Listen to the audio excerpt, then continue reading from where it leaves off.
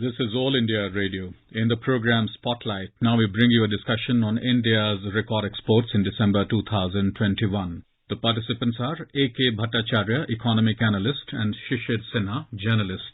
Mr. Bhattacharya, my first question to you that in the month of December, we are seeing the export growth not just in the value term, but also in the percentage term. That means it is not simply a base effect. So what we could derive from this value?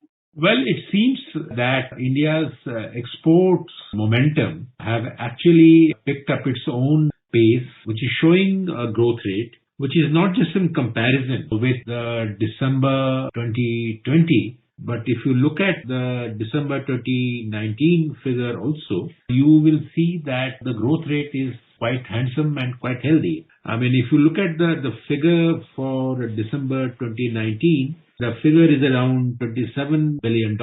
And December 20, it more or less remained around the same level. But if you look at December 21, which is just last month, it has gone up to around $37 billion. So after staying stationary at $27 billion for 2 years, in the month of December 2019 and 2020, it has picked up pace to a level which probably indicates that India is on a journey to achieve a new record annual exports figure of $400 billion. One of the key concerns now is the spread of Omicron, and not just in the domestic market, but globally too. So now, keeping that in mind, when we are thinking about a record export of $400 billion a year, how do you see that will be possible? Do you see that that is slightly ambitious one, or will we able to achieve that target? Omicron will certainly have an impact on India's exports in the months of January and probably February also. But if you look at the year-end momentum, which is normally seen every year, in spite of the Omicron, you need to have average monthly exports value of around $33 billion in January, $33 billion in February, and $33 billion in March, which to my mind is achievable even after taking into account the impact of Omicron. Yes, Omicron will have an adverse impact in the sense that where we could have seen exports value of above $400 billion, we may just touch around $400 billion. But the larger point is that we as an exporting nation have crossed a major hurdle. For the last 10 years or so, our exports have been on an annual exports have been ranging between $300 billion and $330 billion. And in some years, it actually went down to even $290 billion. And if I'm talking about the last 10 years. Now, to have crossed that $330 billion last record, close to $400 billion, even after we take into account the Omicron impact, I would say it's a major achievement.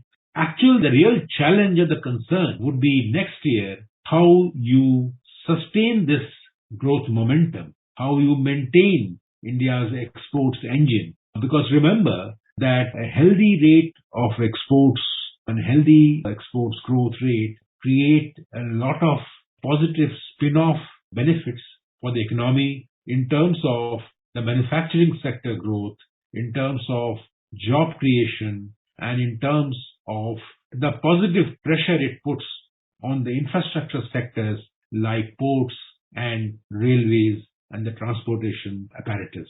So I look at exports as a positive development, but as I said, the real challenge will be how to maintain and sustain this tempo. We have to keep in mind the fact that there is a lot of pressure on the Indian rupee to appreciate. That will be a factor. There is a lot of pressure on the Indian economy in terms of its ability to get connected with export hubs in different parts of the world. As you would know that exports as a game or as a strategy has changed its contours. It's no longer about exporting commodities or exporting manufactured goods to different countries, but it is actually taking advantage of those supply hubs, which right now are located in three major regions, which is one is the Southeast Asia, the other is the Western Europe, and the third is the Americas. We need to connect with those supply hubs. to maintain the growth momentum that we have seen in this year. And that momentum can be maintained if we sign up quickly some of the free trade agreements or even the regional trading agreements that are available to us even now. Remember that the RCEP has begun from 1st January. We are still considered an observer, and we have the option of joining it at any time. The key would be how to sustain and maintain this growth momentum in exports that we have seen in the current year. More concern is there that is because of the spread of Omicron, we are seeing some kind of local lockdown. So do you think that the local lockdown, as you mentioned about the January and the February number, so at the same time, since the manufacturing activities will be affected because of the local lockdown, how do you see this kind of challenge? What should be the strategy to meet this kind of challenges if we need to keep the export momentum or the pace of export at a very high speed?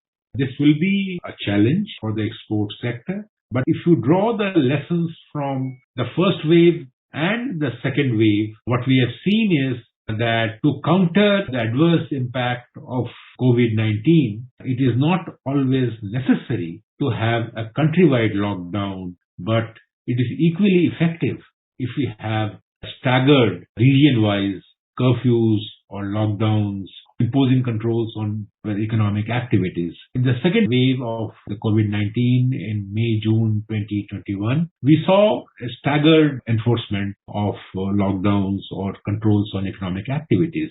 And that did impact the pace of economic activity. But the overall impact, if you look at whether it is the GST collections or whether it is the GDP growth rate, you saw that the adverse impact on GDP as well as adverse impact on GST collections, which is the barometer for the pace of economic activity, was far less severe than what we saw in the first wave when there was a countrywide lockdown for almost about close to 3 months.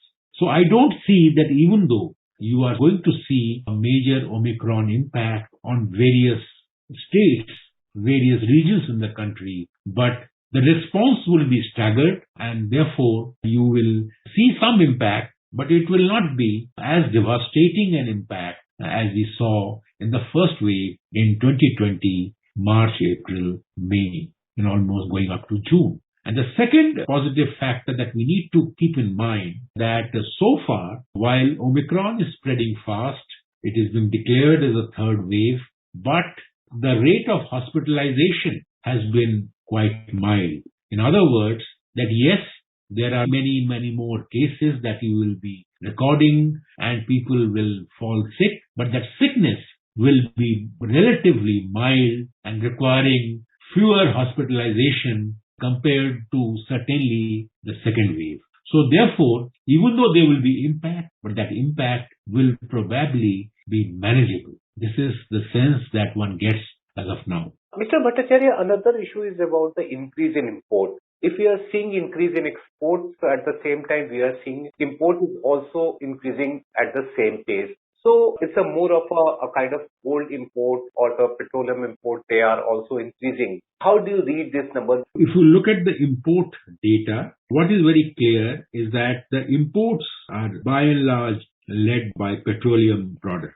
And if you take out the petroleum products from the import bill of around $60 billion in the month of December, you will see that the non-oil or non-petroleum and oil and lubricant imports has been there, but it is not that alarming a pace. And in any case, non-petroleum imports also means that there is industrial demand which is fueling these imports, which means probably being used for various industries in the country, which will see positive economic spin-off outcomes in terms of higher manufacturing output or economic growth. So I am not too worried about imports growing at the current pace and the trade deficit widening, because fortunately the country has got foreign exchange reserves of more than $540 billion. It has gone up even a little further, and meeting that kind of a trade deficit is not going to be a challenge, particularly because Our services exports are also doing very well. Services exports in the first 9 months, which is April to December, has been very healthy at around $157 billion, so which is also a positive sign. So trade deficit, yes, we need to manage it. It is dependent on petroleum goods and it is non-petroleum products. It means there is more industrial activity, which is a positive sign. And three, that this trade deficit can be managed with the kind of foreign exchange reserves that we have in the country at present.